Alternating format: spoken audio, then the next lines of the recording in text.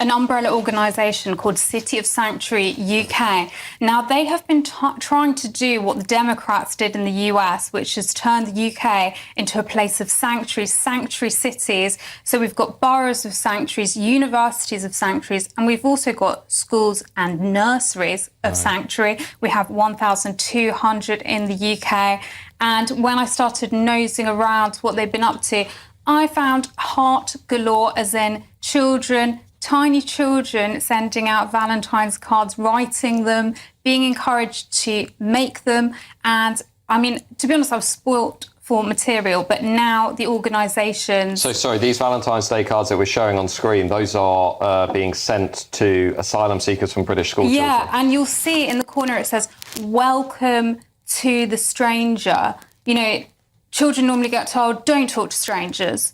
Whereas this scheme is the complete opposite, because it's a nicey inclusion scheme. You know, it must mean that, you know, that it's fine because... And what you're doing with your work, because I read Woke Waste, which is your Substack newsletter, is excellent, where you basically reveal the insanity of what's going on.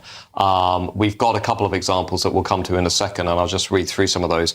What to you has been the most eye-opening example of what the institutions have been up to? Because that's what you're basically doing, isn't it? You're revealing what is going on in taxpayer-funded institutions who are spending often hundreds of thousands of pounds from the British people on crazy ideological projects. Yeah, the worst, I would say, the most urgent problem is in the charity sector.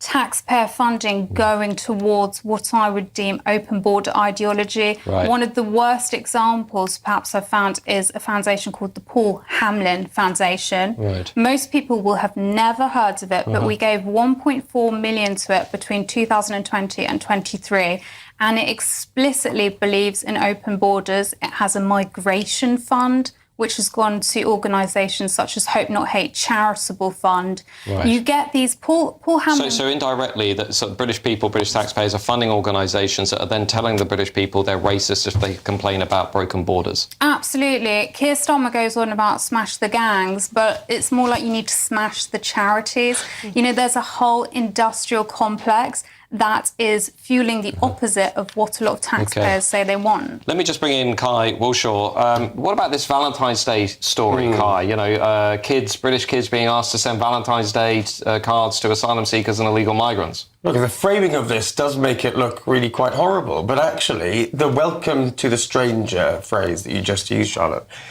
we used to do that at school back in my day. That's not, to me, new. Things like Operation